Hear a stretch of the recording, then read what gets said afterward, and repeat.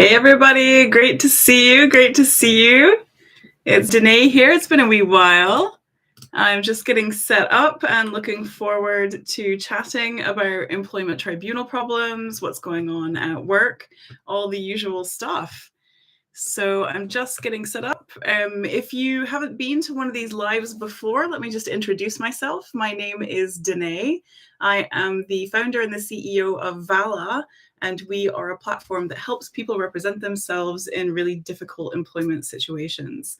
So for example, if you're going through a grievance or a disciplinary, or you're actually in ACAS early conciliation and you're trying to kind of figure out if you should go to tribunal, or maybe you're actually in tribunal and you don't really know how to do it because it's super stressful.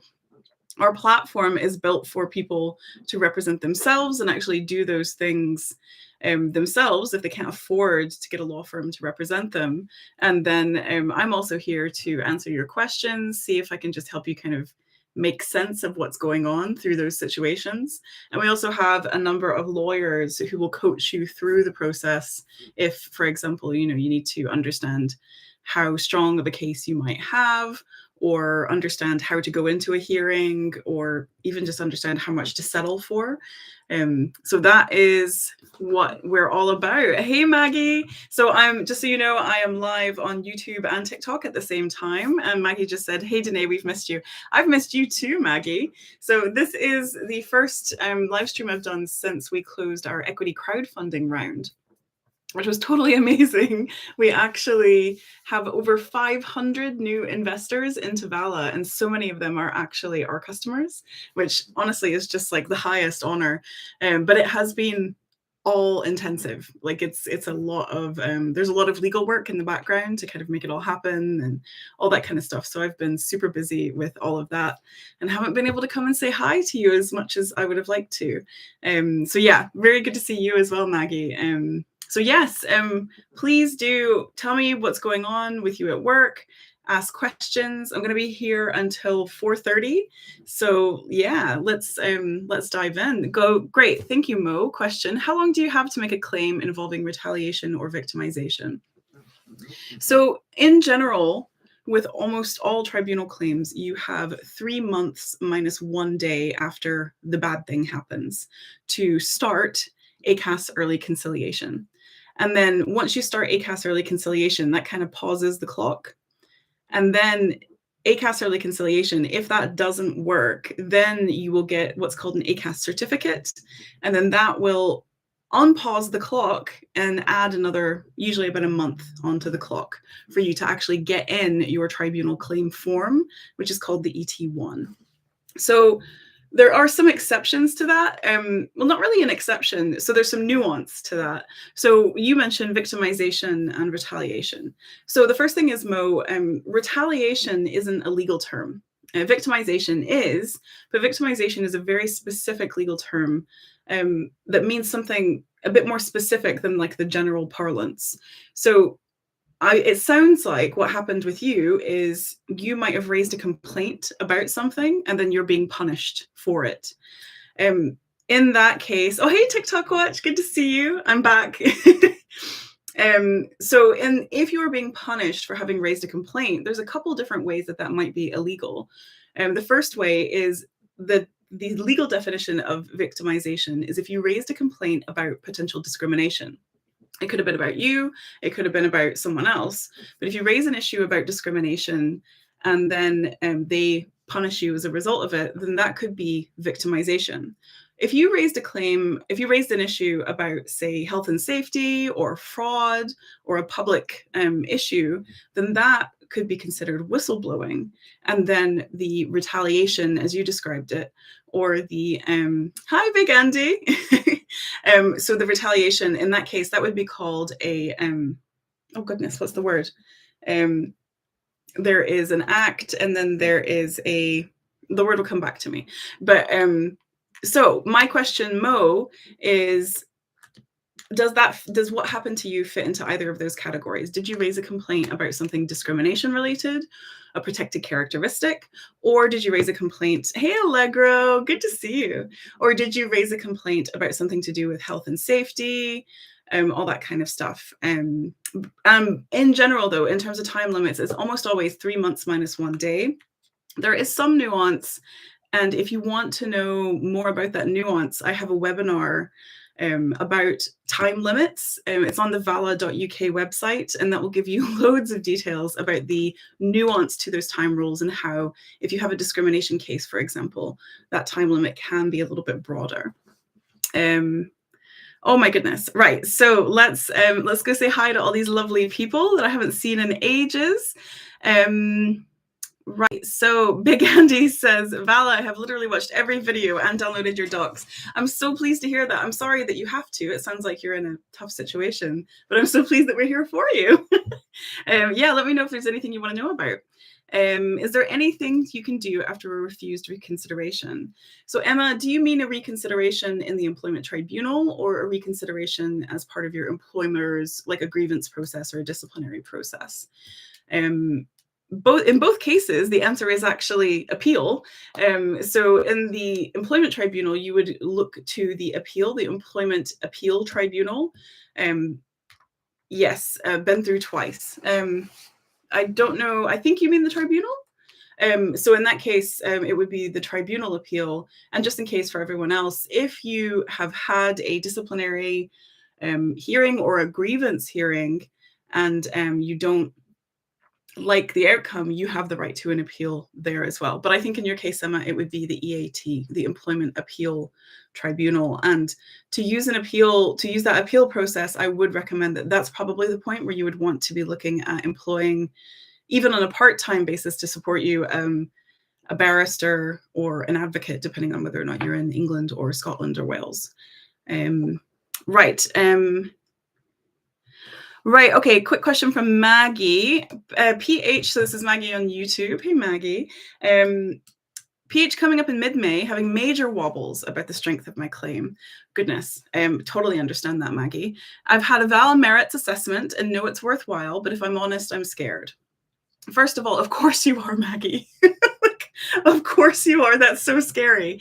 And just so everybody knows, so Maggie used our case assessment merits assessment service, where we get one of our, so we have people who are lawyers, who have practiced as lawyers, who act as kind of coaches, and we'll have a look at your case and ask you to upload some key documents. And then based on that, and based on a 1-hour conversation, we will tell you, how strong we think that the your case might be, how strong the merits might be. And we do it on a claim by claim basis, because often, I was just talking to Mo about victimization versus whistleblowing. Theoretically, you could have a claim of both in the same situation. So we do that on a case by case basis. But the thing is, Maggie, like, whether or not you have a case is only one part of deciding what you want to do next. And of course, it's super stressful. The first thing I would say is we're going to do our Employment Tribunal support group really soon. I think the registration is now up on the website. I had to pause that as well while we were going through all the crowdfunding work, but that's back on. And that is one of the key ways that people can, be there for each other and try and get some moral support. I think it's super important. The other thing is, I actually, on my TikTok, on my link tree, on all the profiles, I linked to our Reddit community. So we've seen a lot more people supporting each other on our Reddit community. And so if you wanted to go in there and say, you know what, has anybody else done this? I'm scared. That's a really good place to drop a line as well. But of course you are. Like, just because you think you have a strong case doesn't mean that this is not going to be a scary situation. And I wish I could make that part better for you, but I can say that a lot of other people are where you are right now. They're feeling it at the same time, and they would want to encourage you. Cool. She signed up for the next support group. Excellent. Right. I've got a big celebration here. Mercy, just to let you know, I won my case. The employer didn't even bother putting up a defense. Thanks for helping me with everything. Mercy, I am so delighted. Can we all just give love hearts to Mercy? Like, huge well done, Mercy. That is incredible. Have you had your remedy hearing, Mercy? Has that part been done? You're getting love hearts over on TikTok or in YouTube as well, Mercy. Yeah, like, so well done. Have you had your remedy hearing? Do you know if that part's kind of happened yet? Right, and Big Andy is saying, I whistle blew yesterday and had, oh my God, a 7-hour formal grievance hearing on Monday. Andy, that sounds exhausting. So exhausting. Oh, Kat, we settled at judicial mediation. Sending so much love to everyone, and thank you to Vala. Oh, Kat, that is so good to hear. Oh, goodness, listen to all these success stories. I'm so pleased to hear that. And hopefully, Maggie, that gives you a little bit, hopefully a little bit of comfort that people who, we've been following your story for ages, Kat. Oh, goodness, I'm so excited for you. If anybody wants to do like a testimonial or anything like that, just drop me a DM and I'll get Ask Meg to get in touch with you. I'm just so excited for you. Maggie says, amazing news, just what I needed to hear. That's so cool. Congratulations, Kat. Love hearts for Kat. Kat and Mousy. Oh my God, Kat and Mary. Amazing. Well done to Kat and Mousy today. God, you couldn't script that. Okay, so I know, right, Maggie? Oh, goodness. Right, so let me go through a few more questions on TikTok and then I'll jump back to YouTube.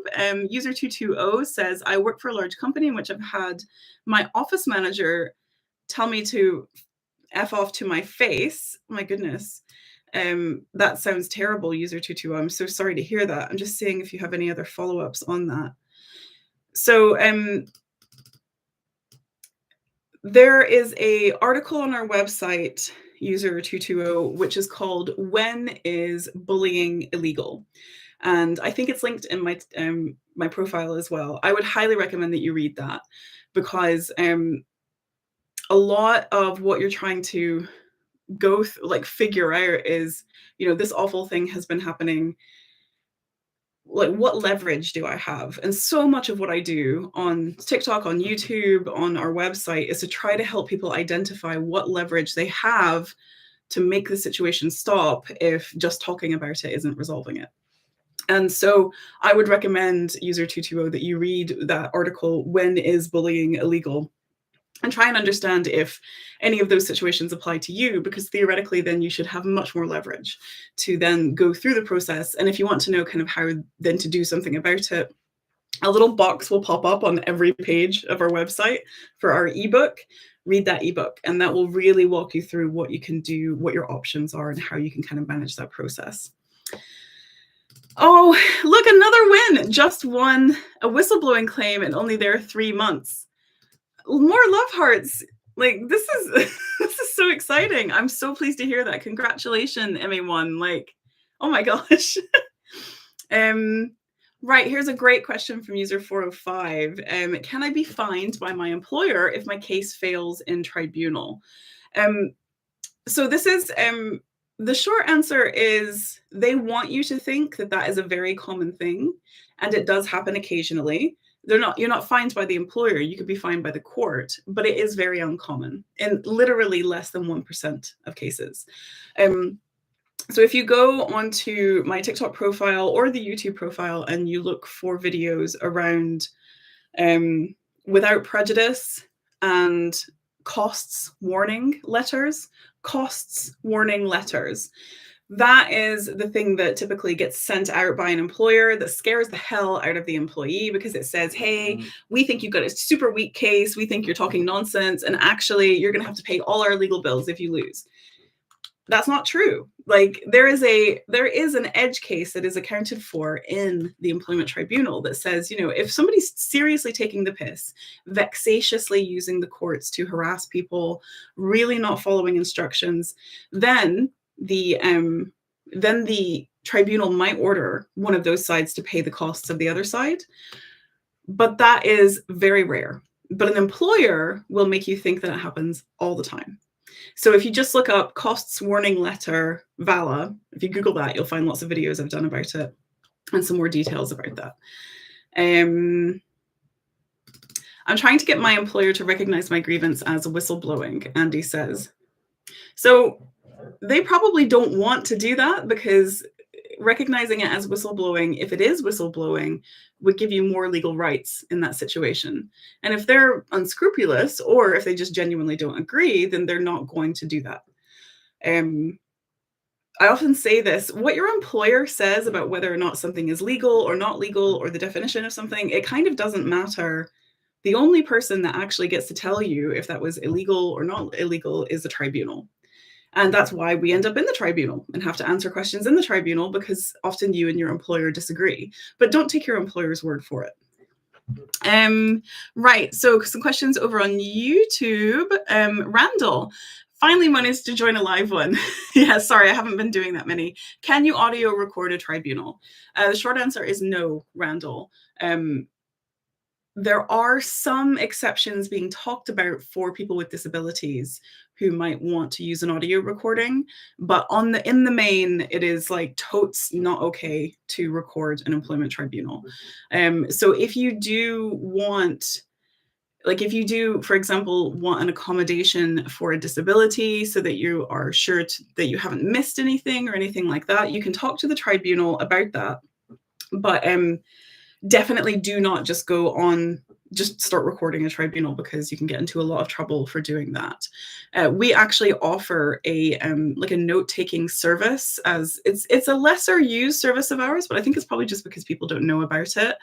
Literally, where if it's a remote hearing or if we have someone in the area, we will just send like a paralegal style person to the tribunal with you to take as many notes as we possibly can, do a debrief with you at the end of each day of the hearing, if it's a multi-day hearing, and be with you and taking those notes so that you can focus on actually representing yourself.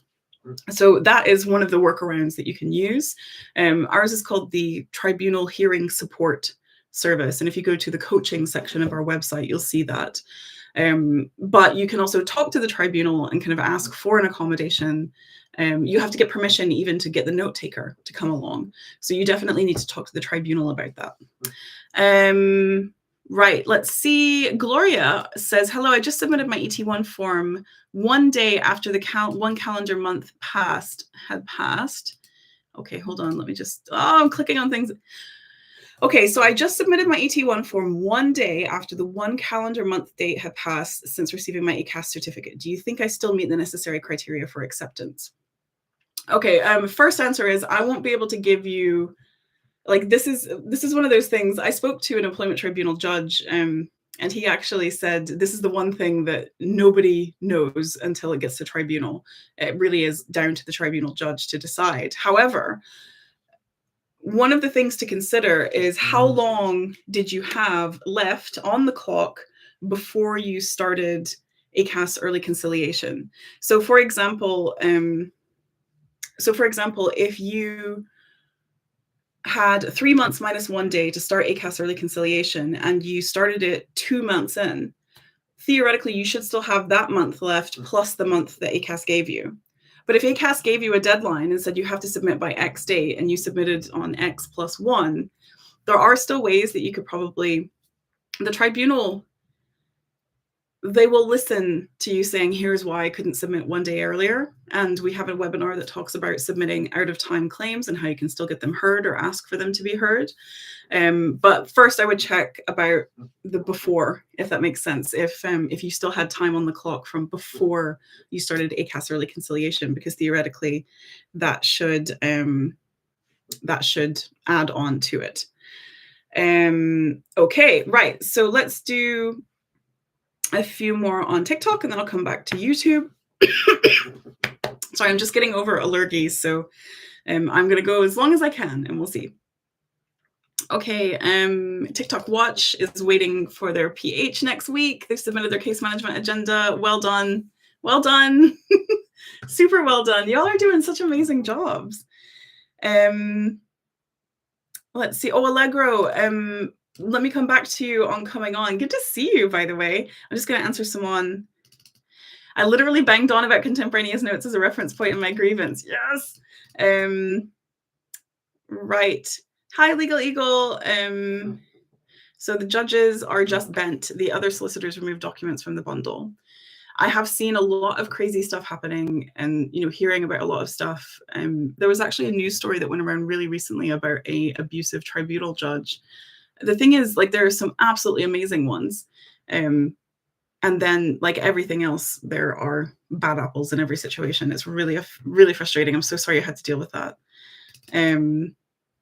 Okay. Oh, cool. So Marcy, you're going to get your remedy. That could be months. So yeah, you might have to wait a little while for your remedy, unfortunately. I know I had somebody on here who waited a long time, like a year, for their remedy. I hope it's way more than that. Why do I think my company trying to get me out and I've got 2 months to go to 2 years service? That is a common thing. That is absolutely a common thing where they're aware of it. The closer you get to 2 years service, if it's clear that they're doing it just because of the deadline, that can go against them in terms of a potential unfair dismissal case. Yeah. Is there still an opportunity to do the support group? Yes, absolutely. In fact, I think Meg might be sending out some emails. If you email Meg, I think you've got her email address, Allegro. If you drop her a note, we're just getting all that organized now. So drop her a note. Right, let me, right, let's go back over to YouTube. Judge said in the last PH that the respondent counsel representative will guide the judge in regards to my witness statement on the final hearing. Hold on, I'm going to read that again because that doesn't make any sense to me. The judge said that the respondent's counsel representative will guide the judge in regard to my witness statement in the final hearing. That seems weird. Are you in Scotland, Tina? Is there anything I can do? Oh, Sharon, I think you mean for the Employment Tribunal support group. We are looking for volunteer moderators to kind of help make sure that the rooms, people are able to speak in the rooms and things like that. If you'd like to do that, drop us a DM. And yeah, we'd love to have you. Okay, I'm going to wait for Tina to come back. She also has a follow-up question. Can I ask for a video recording of the tribunal final hearing by them? I was just talking before, so tribunals are definitely not recorded.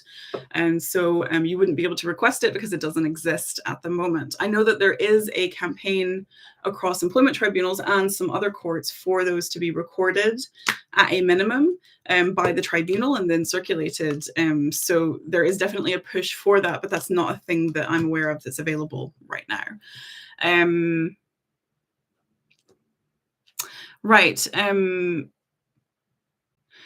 Right. No wonder I can't find any tribunal court cases online. I don't know how one is structured. All I know is that there is a panel of 3 judges. So actually, often it's not 3 judges anymore. It used to be, but generally it's 1 now because everything's kind of falling apart and they don't have enough people. But if you go, Randall, if you Google mock employment tribunal, you can find some on YouTube, and those are quite helpful to watch. My case is unusual. I have discovered that after over 5 years of litigation that my opponent never filed their ET3 form at all. ET deceitfully pushed it to defend my case without entitlement. My goodness, that is terrible. So presumably, if they didn't file it, are you going to get them on the technicality? That's outrageous. That sounds so stressful as well. Let me see if... So Sophie says, Samira has been helping me. I got a coaching package. She's been really helpful in mediation in June. I'm so pleased to hear that. So Samira, good to see you too. Samira is one of our employment tribunal coaches. Samira has been a solicitor for a long time. And she's so helpful. And what our coaches do, they are lawyers, but they're not representing you because nobody can afford that. And so instead, what we try and do is make it as easy as possible for you to represent yourself with a combination of the platform, the Vala platform, and then the coaches on top. And the platform is good for things like, keeping those contemporaneous notes, building up a timeline, keeping your evidence. And then the coaches are there to talk about strategy with you, to go through how does this hearing actually work? Who's going to say what? What do I wear? Like all that kind of stuff. That is what the coaches are there for. And somebody did ask if they could help with writing a schedule of loss. Yes, they can. So if you want help with a schedule of loss, just drop us an email, hello@vala.uk, and one of our lovely people in the email inbox, Jade or Bemi, will come back and they will explain how you can get some support with that. And how can I access a coach? hello@vala.uk if you want to ask any questions, or if you go to vala.uk, there's a little drop down that says coaching, and you can kind of see the options. Okay. Daughter's manager disclosed she's having an operation to another colleague, who then told a further colleague. What can she do? That's really stressful, Geordie Lass. So I'm not a specialist in data protection, and there could very well be an angle on data protection that I'm not aware of there in terms of a potential breach, and especially with medical information. But I'm not au fait with that. I'm not sure. The other thing that could be relevant is if your daughter's operation has to do with a disability, and she thinks that this is part of a potential discrimination regarding her disability. And if that is the case, I would highly recommend that you watch my playlist on TikTok, which is about the 6 types of disability, because disability is the most protected of the 9 types of protected characteristics. And that's because of the 6 types of discrimination, disability is the only one that all 6 apply to. There are 2 in particular that are specifically just for disabled people. And so disabled people do have a lot of protections at work, comparatively speaking, to some of the other protected characteristics. So it's worth looking at that and seeing if any of that applies to you and your daughter's situation. Okay, let me see. Can you explain what SOSR means? Thanks. Okay, so I'm running out of time, so I'm going to do as much as I can. So Joy, this is a great question. So SOSR means some other substantial reason. And this is relating to unfair dismissal. So once you have worked at a company for over 2 years, you can only be dismissed legally if the employer passes 2 tests. The first test is if they are dismissing you for a fair reason. And the second test is if they follow a fair process to do that. Now, there are only 5 fair reasons. There is redundancy. There's like a legal thing, like you got the wrong license and you can't, if you don't have the right health license or something like that. There is capability, and there is conduct, and then there's some other substantial reason. And that's kind of, I think employers hope that that's kind of like the get out of jail free card, that they can just pick some other substantial reason and kind of go with it. But it's a very, like, some other substantial reason is very specifically vague, but it is not like just like a get out of jail free card. It's not something that your employer can just pick and kind of go with it. So your employer, if it is some other substantial reason, it means that it doesn't fit neatly into one of those categories, but they still have to prove that it is substantial enough, and they still have to prove that they followed a fair process. So, for example, if you think about the marriage of fair reason, fair process, capability, the fair process is the PIP. That is what has emerged, a performance improvement plan. Working with someone through a performance improvement plan, giving them lots of opportunities to develop or make corrections or kind of have their own say about things. That is a fair process for the capability reason. Conduct, the disciplinary process, is designed for a fair process around that name. So, yeah, definitely some other substantial reason. What I would do is I would go to the gov.uk Employment Tribunal's database, and I would look up some other substantial reason and look for some real cases, because the judges will explain in their ruling, they will explain why they think that it is or isn't a substantial reason, and they'll explain how they come to that conclusion and what framework they use to make that decision. And then you can use that framework for your own situation. I hope that helps. I hope that answers your question. Okay. Jean or John is saying, I have a complex tribunal preliminary hearing employment. Oh my goodness, harassment, whistleblowing. How can I join the support group? The support group is going to be on, I don't know the date, but if you go to vala.uk and then go to events, you can sign up for the support group. It's free. we would love to have you there and see if we can give you some support. And the format of that is you're going to be talking with other people who are going through the same thing, and then Donna and I, Donna being someone who represented herself against Morrison's and won for discrimination, we answer questions as well at the end. Right, let's go back to, oh my goodness, so many questions, so little time. 103 of us put in a payment protection claim after immediate redundancy. Do you think they'll pay out? John, it really depends on what the tribunal tells them to do, and then enforcement of that. It sounds like you did exactly the right thing, which is the payment protection claim. The other thing is, I'm assuming that is the protective award that you're talking about. And have you got a date yet for that to be seen by the tribunal? Because it's the tribunal who would need to tell them that they have to do it before they have to do it. Caitlin, good question. I'm going through ACAS currently. What do you think is an appropriate settlement to request? It really depends on your claims. The way that you should think about how to negotiate a settlement, or one way to do it, is to say, what might I win in tribunal? If this case won, how much might my award be? And then work backwards from that. And so often we can help you do this. Our merits assessment service is designed to help you do this. We take a look at your situation, ask you to upload some key documents. You'll have an hour call with one of our coaches, and then they give you a report, including giving you a ballpark of how much you might want to ask to settle for. And we also say if we think that it's a good idea to settle, or actually if you don't really have very strong merits in your claim, or if you do. So yeah, we'll tell you either way, good or bad. So yeah, definitely would recommend that. If you go to vala.uk, it's actually right on the homepage. If you scroll down, you'll see a question that says, how strong is my case? That's our merits assessment service. I also have a free webinar on our website called How to Settle with Your Employer. So you can watch that as well. And that will give you some of the ways to think about putting together a settlement amount as well. Do employers check the tribunal register before recruiting?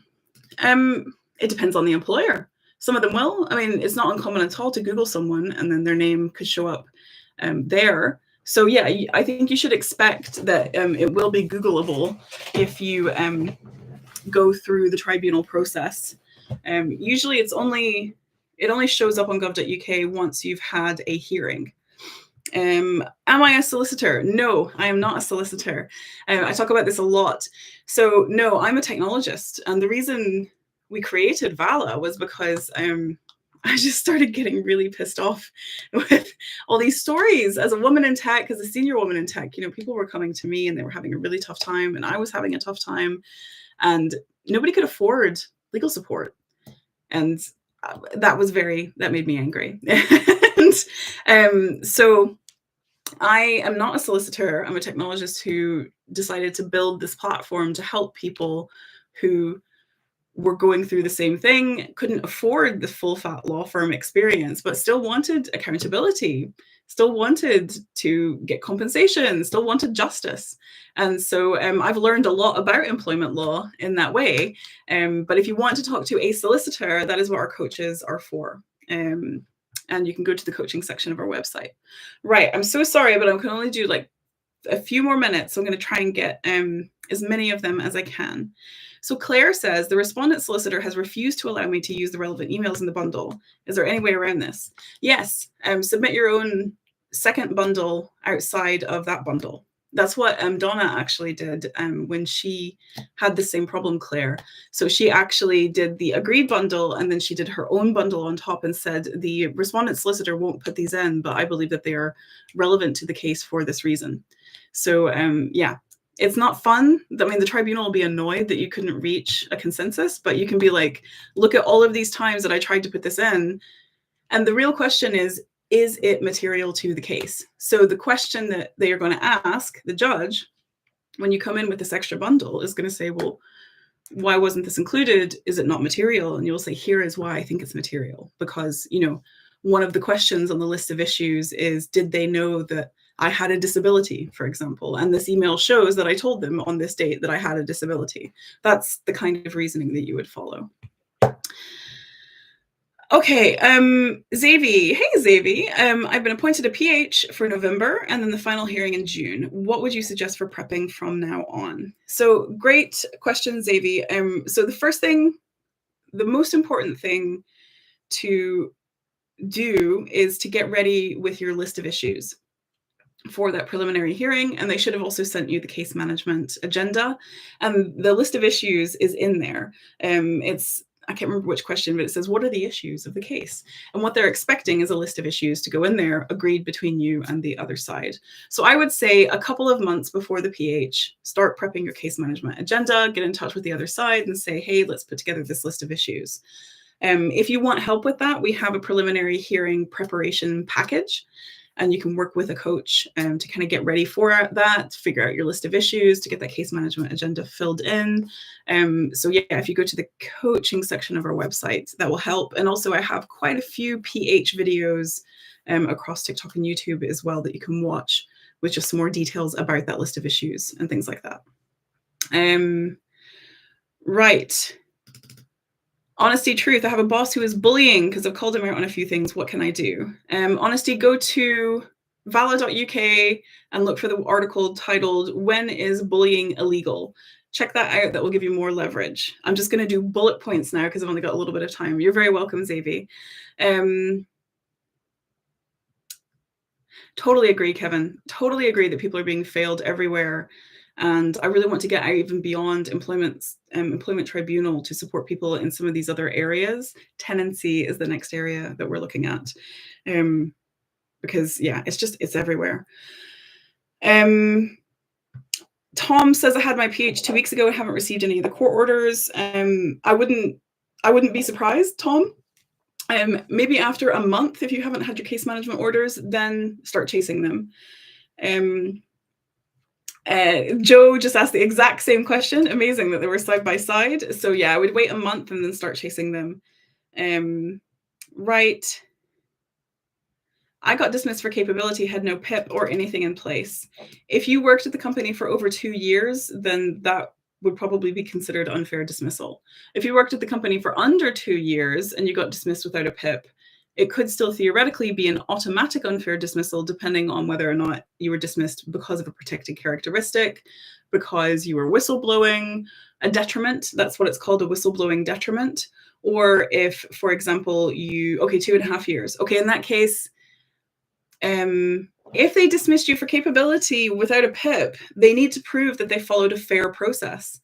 And the PIP is kind of like the standard right now for a fair process. So the question would be then, what was the fair process that they followed if it wasn't a performance improvement plan?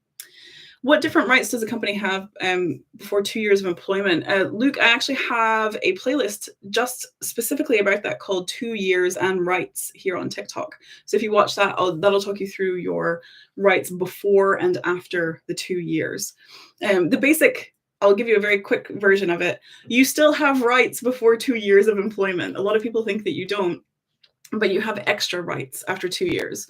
So unfair dismissal, redundancy compensation, those don't kick in until after 2 years. But before 2 years, and also, God, none of my words are working for me today. Constructive dismissal is also a 2-year right, but there are lots of rights you still have before 2 years. What is the legal term if a grievance is ignored?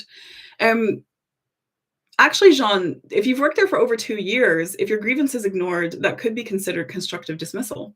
And we talk about that in the constructive dismissal webinar that is on our website that you can watch. I think they're like £16, our webinars. So that is quite interesting. If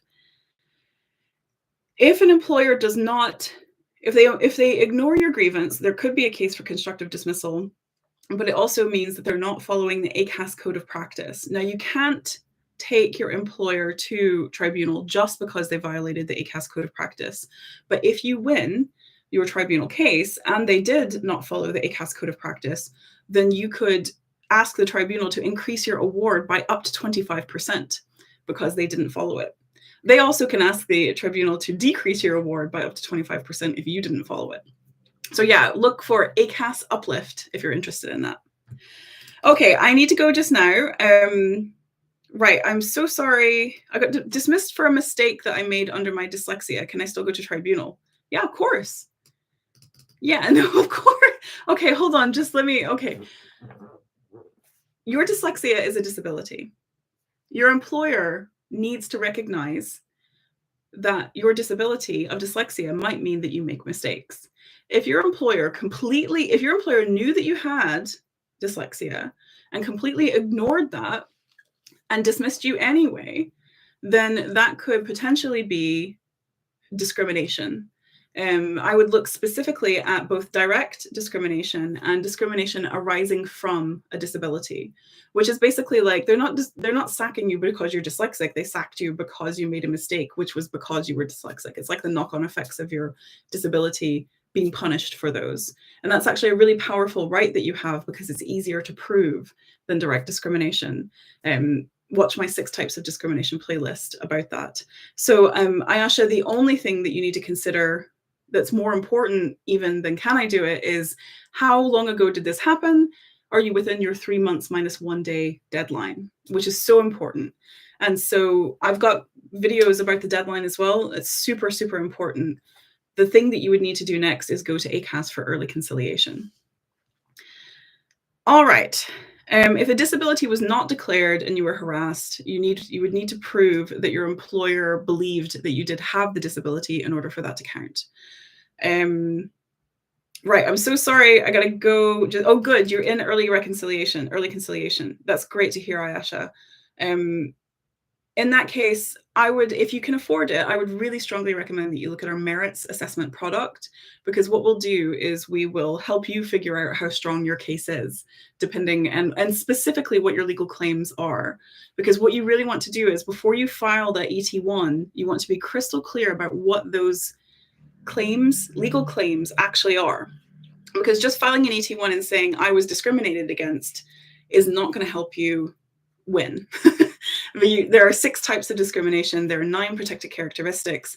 The judge is looking for a very specific combination of those. For example, in your case, maybe discrimination arising from a disability with the protected characteristic of disability. So that is, if you can get that labeled precisely, this is what I believe happened to me. This is the legal term for it. That will put you in much better stead. And that's what our merits assessment service will help you do. Okay, right. I'm so sorry that I have to go right now, but I'm going to do these. I'm back now. I'm going to do these more often. And in the meantime, you can email hello@vala.uk.